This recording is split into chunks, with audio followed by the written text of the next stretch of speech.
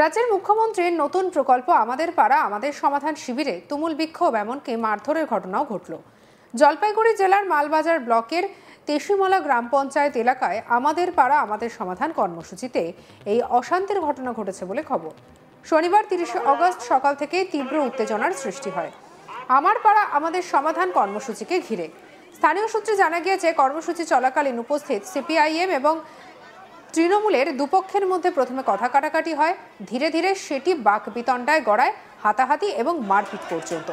দফায় দফায় সংঘর্ষ ছড়িয়ে পড়ে গোটা এলাকায়।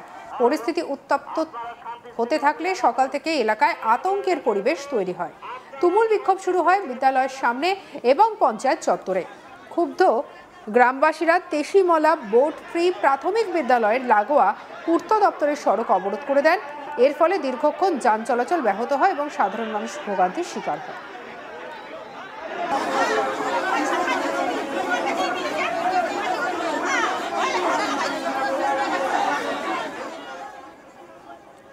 এই ঘটনার খবর পেয়ে মালবাজার থানার বিশাল পুলিশ বাহিনী দ্রুত ঘটনাস্থলে পৌঁছায়। পরিস্থিতি সামাল দিতে পুলিশের সঙ্গে স্থানীয় বাসিন্দাদের ধস্তাধস্তিও হয় বলে অভিযোগ।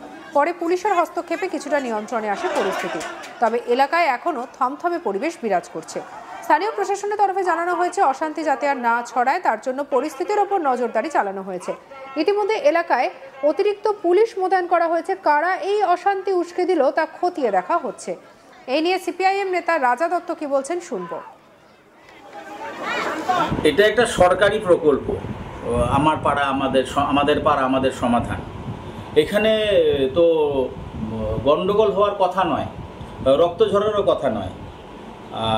এখানে হলো তার কারণ হচ্ছে গ্রাউন্ড লেভেলে সরকারি যারা দায়িত্বে আছেন, ব্লক ডেভেলপমেন্ট অফিস এবং পুলিশের কথা বলবো না, পুলিশ তো আইন বিষয়টা দেখবে। ওনাদের অভাব ছিল, ওনাদের হোমওয়ার্কের অভাব ছিল। পাড়ার সমাধান করবে এটা তো সাধারণ মানুষরা বলবেই। আর মূলত সমস্ত অঞ্চলে বা ওই জায়গায় তো একচ্ছত্র আধিপত্য। আর এখানে তো সিপিএমের 3টা পঞ্চায়েত, সেখানে একটা গণ্ডগোল করার এটা চক্রান্ত ছিলই। যেই কারণে প্রশাসনের কিছু মানুষের সঙ্গে আমি কথা বলতে চেয়েছিলাম, তাদের সময়ের অভাবের কারণে হয়তো কথা হয়নি। এটা কিন্তু ইচ্ছাকৃত গণ্ডগোল, যাতে মানুষ এই সমস্ত কথা না বলতে পারে। আর উন্নয়ন উন্নয়ন উন্নয়ন একটাই প্রশ্ন করি, আজকে আমাদের তেশিমলার রাস্তাটা, এই বিষয়ে ওনারা কি বলবেন? আমি মাননীয় আমাদের যে সভানেত্রী মহুয়া গোপ, তার কাছেও এটা প্রশ্ন এবং ওয়ারিসুল আম্বিয়ার কাছেও প্রশ্ন যে এই রাস্তাটা হচ্ছে না কেন, কাদের কারণে, এর ভিতরে কি আছে। এবং সমস্ত গ্রাম পঞ্চায়েত বাদ দিয়ে তেশিমলায় পড়ে আছে আমাদের এলাকার মন্ত্রী, তারও তো এটা লজ্জার কথা। কারণ সে হচ্ছে রাস্তাটা 3বার টেন্ডার হওয়ার পরেও বানাতে পারছে না। এর পিছনে অন্তর্নিহিত কারণ কি, কাদের অঙ্গুলি হিলনে হচ্ছে না? পাড়ার সমস্যা, পাড়ার সমাধান এগুলো হবে, এগুলো কোনো বড় বিষয় না। বামফ্রন্টের আমলে পঞ্চায়েত প্রধানরা হয়েছেন, ওই ওয়ারিসুল আম্বিয়া বললেন 30 পঞ্চায়েত ব্যবস্থা আমাদের বামফ্রন্ট সরকার করেছিল। বামফ্রন্টের সময় ওয়ারিসুল আম্বিয়া প্রধান হয়েছেন। আমার প্রশ্ন একটা, তখন তো পঞ্চায়েতের সদস্যরাই সিদ্ধান্ত নিতেন, সমিতির সদস্যরাই সিদ্ধান্ত নিতেন। কোনো সময় হচ্ছে দুয়ারে সরকার, কোনো সময় আমার পাড়া আমার সমাধান, এই সমস্ত নতুন নতুন মানে পুরনো নতুন বদলে পুরনো মত। প্রধান এবং পঞ্চায়েত মেম্বার, জেলা পরিষদের মেম্বার আমাদের মহুয়া গো, তারা তো কাজ করবে, তাদের তো নির্বাচিত প্রতিনিধি। তাহলে সরকার এইগুলো, তাহলে এই সমস্ত নির্বাচিত প্রতিনিধির কোনো মূল্য নেই। সেই জন্য এই সমস্ত প্রকল্পের নাম দিয়ে হচ্ছে। আর আমি সর্বোপরি বলবো যে আমরা শান্তিপূর্ণভাবে সমস্ত কিছু কাজ করতে চাই। ওদের গায়ের জ্বালা, মন্ত্রীসহ এদের গায়ের জ্বালা, যে পায়ের নিচের মাটিটা বড্ড হালকা হয়ে গেছে তেশিমলাতে, সেই জন্যই হচ্ছে আমাদের কমরেডদের উপর আক্রমণ, এবং সেই জন্যই এই বিষয়টাকে ভণ্ডুল করার চেষ্টা করছে। এই নিয়ে জেলা পরিষদ সদস্য মহুয়া গোপ কি বলছেন শুনবো। চক্রান্ত ওইভাবে বলাটা আমার ঠিক মনে হচ্ছে না। ব্যাপারটা হচ্ছে যে আজকে সরকার তো সবার জন্য দিচ্ছে। আমি যদি বলি এই কথা যে মমতা বন্দ্যোপাধ্যায় বা আজকে তেশিমলা গ্রাম পঞ্চায়েতের আজকে 3টা বুথ, এই 3টা বুথেই এখানে সিপিআইএম থেকে নির্বাচিত পঞ্চায়েত আজকে এখানে, যেখানে আমাদের পাড়া আমাদের সমাধান হচ্ছে। এখানে কোনোভাবে হয়তো এটা হয়েছে যে আমরা, অর্থাৎ পঞ্চায়েত আছে বলে আমরাই, আমাদের পঞ্চায়েতের সমর্থনে যে লোকরা আছে তারা ভাবছে আমরাই আমাদের স্কিমগুলো দিব, তা তো না, এখানে তো আরও লোকরা রয়েছে।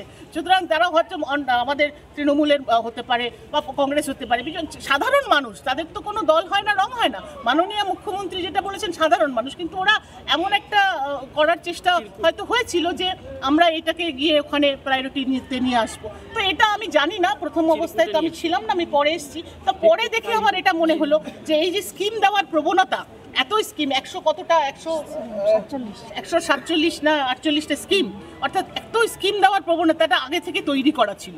তো সুতরাং এইটা তো বলতেই হয়, কারণ এটা তো আমরা প্রচার করে যাচ্ছি, বাড়ি বাড়িতে লিফলেট দেওয়া হচ্ছে যে 10 লক্ষ টাকা পার বুথ, 10 লক্ষ টাকায় কী কী কাজ হতে পারে, একটা নালা হতে পারে, একটা রাস্তা হতে পারে, ছোট্ট রাস্তার সংস্কার হতে পারে, একটা ICDS এর টিনের হতে পারে, একটা সোলার লাইট হতে পারে, একটা মানে এই যে ছোট ছোট কাজ, সেই কাজগুলো যেগুলো অনেক সময় একটা পাড়ার যাতায়াতের জন্য 100 মিটারের একটা রাস্তার সংস্কার, যেটা অনেক মানুষের সমস্যা, কমিউনিটি বেস এই প্রবলেমগুলোকে সমাধান করার জন্য, সেটা পাড়ার লোকেরা অবশ্যই ঠিক করবে। এবার পাড়ার লোকেরাই তো এখানে মানে একটু বিভক্ত, দ্বিধা বিভক্ত, সেটা তো আমরা চাই না, সেটা মাননীয় মুখ্যমন্ত্রীও চান না, তার জন্যই সমস্যা হয়েছে। এটা তো বুঝতে অসুবিধা নেই কোনো। এদিকে সাধারণ মানুষ গোটা ঘটনার ফলে আতঙ্কিত। অনেকেই দাবি করেছেন আমার পাড়া আমার সমাধান কর্মসূচিতে মূলত জনসাধারণের সমস্যা সমাধান করা হলেও রাজনৈতিক দ্বন্দ্ব এবং প্রভাব বিস্তারের চেষ্টাই এই অশান্তির কারণ। কি বলছেন সিপিআইএম নেত্রী গোলেজান বেগম, শুনবো। আমার পাড়া আমার সমাধান, এখানে দেখা গেল প্রচুর ঝামেলার সৃষ্টি হয়েছিল সকালবেলা, কি হয়েছে একটু বলবেন? না দেখেন, এখানে তো আমাদের আজকে 3টা বুথ মিলে হচ্ছে, 20-138, 20-139 এবং 20-140, এবং 3টা বুথেই কিন্তু আমাদের এখানে সিপিআইএমের পঞ্চায়েত মেম্বাররা নির্বাচিত হয়। সেই জায়গায় এখানে 20-139 পার্টে যেটা ঝামেলা হয়েছে, সেখানে অপোজিশন পার্টির লোক ওরানাই ঝামেলা করছে যে স্কিম নিয়ে, কিন্তু সেটা না হওয়ায় বাঞ্ছনীয়। আমরা এটা চাই না, আমরা এটাই চাই যে যে জনপ্রতিনিধি যে ওয়ার্ডে জিতছে তার দায়িত্ব সমস্ত এলাকার মানুষের, সে যে দলেরই হোক, উন্নয়ন করা। আমরা এইভাবেই স্কিমগুলো করছি, কিন্তু এখানে এই যে ঝামেলাটা হলো এটা খুবই দুর্ভাগ্যজনক।